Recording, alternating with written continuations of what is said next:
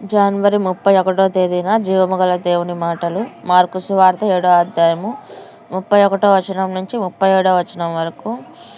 ఆయన మరలా తూరు ప్రాంతములు విడిచి సీదోను ద్వారా దెకపొలి ప్రాంతముల మీదుగా గలిలయ సముద్రమునొద్దకు వచ్చెను. అప్పుడు వారు చెవుడు గల నత్తివాని ఒకని ఆయన యొద్దకు తోడుకొని వచ్చి వాని మీద చెయ్యి ఉంచుమని ఆయనను వేడుకొనిరి. సమూహములో నుండి ఆయన వానిని ఏకాంతమునకు తోడుకొని పోయి వాని చెవులలో తన వ్రేళ్ళు పెట్టి ఉమ్మివేసి వాని నాలుక ముట్టి ఆకాశం వైపు కన్నులెత్తి నిట్టూర్పు విడిచి ఎఫ్ఫతా అని వానితో చెప్పెను. ఆ మాటకు తెరవబడుమని అర్థము. అంతటా వాని చెవులు తెరవబడెను. వాని నాలుక నరము సడలి వాడు తేటగా మాట్లాడుచుండెను. అప్పుడాయన ఇది ఎవనితోనూ చెప్పవద్దని వారికి ఆజ్ఞాపించెను.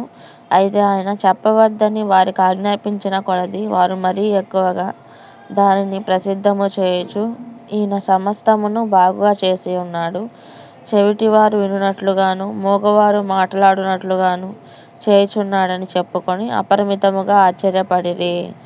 ఆమెన్.